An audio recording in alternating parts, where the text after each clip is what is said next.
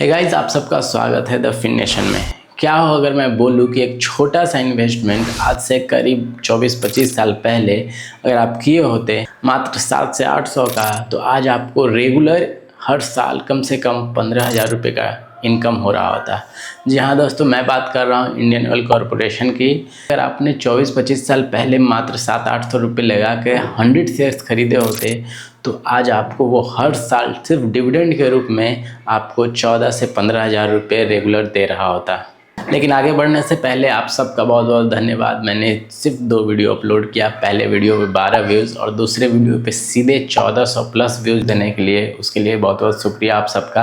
पिछले वीडियो में एक व्यूअर्स ने कहा कि ऑडियो क्वालिटी काफ़ी पुअर है, तो मैं समझ सकता हूँ ऑडियो और वीडियो दोनों की क्वालिटी थोड़ी सी पुअर है, लेकिन वो धीरे धीरे इम्प्रूव हो जाएगी। एक्चुअली इस वीडियो को मैंने 2 पार्ट्स में डिवाइड कर दिया है। पार्ट 1 में मैं आपको बताऊंगा कि कैसे वो 700-800 का इन्वेस्टमेंट आपको हर साल आज 15,000 रुपये दे रहा होता, और दूसरे वीडियो में बात करेंगे कि कैसे वो 700-800 का मात्र छोटा सा एक इन्वेस्टमेंट आपको हर साल डिविडेंड के रूप में अभी तक कितना दे दिया होता। तो चलिए बिना किसी देर की इस वीडियो को शुरू करते हैं। 2001-2002 में देखें तो इंडियन ऑयल ऑलमोस्ट 7 से 8 रुपये का ट्रेड कर रहा था, तो जिसके हिसाब से 7 से 800 रुपये में आप 100 शेयर्स आराम से खरीद सकते थे। 2001-2002 में, यहाँ डायरेक्ट 2002 लिख दिया। 2001 से 2002 के बीच में हमने इंडियन ऑयल के 100 शेयर्स खरीदे, वो भी 7 से 800 रुपये लगा के।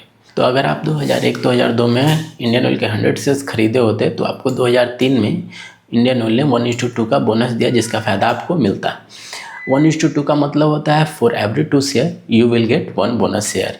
जो राइट साइड में है 2, इसका मतलब होता है ये आपके पास होना चाहिए। जो राइट साइड में वो आपके पास होना चाहिए, जो लेफ्ट साइड में है वो कंपनी के तरफ से आपको फ्री में बोनस के रूप में मिलता है। For every 2 share you will get 1 bonus share. तो अगर आपके पास 100 शेयर्स हैं तो आपको बोनस शेयर के रूप में 50 बोनस शेयर्स मिलेंगे। तो अब आपके पास टोटल जो शेयर्स हैं वो हो गए 150। ये 2003 में मिला, तो 2003 में आपके पास हो गए 150 शेयर्स।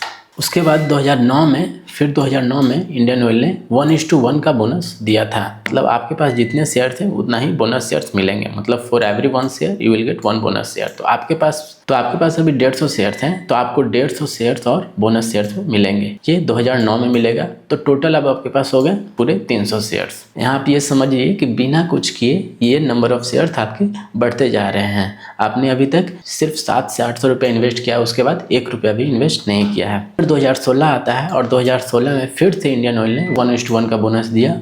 मतलब जितने आपके पास शेयर थे उतना ही बोनस शेयर आपको फिर से एक बार मिलेंगे। तो आपके पास 300 शेयर्स थे, 300 शेयर्स और बोनस के रूप में आपको मिला, जो 2016 में मिला। तो अब टोटल हो गए 600 शेयर्स। आपने इनिशियल इन्वेस्टमेंट के बाद आपने कोई भी इन्वेस्टमेंट नहीं किया है, और नंबर ऑफ शेयर्स आपके लगातार बढ़ रहे हैं। फिर आता है 2018 में आपको स्नोबॉल इफेक्ट देखने को मिलता है, क्योंकि 2017 के गैप के पीछे 2016 के बाद 2018 में आपको फिर से इंडियन ऑयल ने 1:1 का बोनस शेयर्स दिया। मतलब कि अगर आपके पास 600 शेयर्स थे तो आपको 600 बोनस शेयर और मिलेंगे बिना कुछ किए। 2018 में ये मिला। अब जो टोटल नंबर शेयर्स आपके पास हो गए वो हो गए 1200 के आसपास। रिसेंटली इंडियन ऑयल ने 2022 में फिर से बोनस शेयर दिया 1:2 का। मतलब फॉर एवरी 2 शेयर आपको 1 शेयर मिलेंगे। तो आपके पास पहले से 1200 शेयर्स, तो आपको उस पर मिलेंगे 600 शेयर्स। ये मिला आपको 2022 में। तो अभी तक टोटल नंबर ऑफ शेयर्स आपके पास हो गए 1800। टोटल 1800 इंडियन ऑयल के शेयर्स आपके पास हो गए। 2022 के बाद अभी तक इंडियन ऑयल ने एक भी बोनस शेयर्स नहीं दिया है।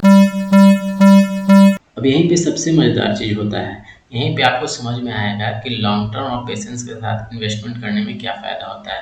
देखिए 2022 में भी 1:2 का बोनस मिला है, और 2003 में भी 1:2 का बोनस मिला है। लेकिन 2003 में आपको बोनस शेयर के रूप में 50 एडिशनल बोनस शेयर मिले थे, और वहीं 2022 में आपको बोनस शेयर के रूप में आपको 600 बोनस शेयर्स मिले थे, क्योंकि यहाँ पे आपको 1200 पहले से शेयर्स बन चुके थे।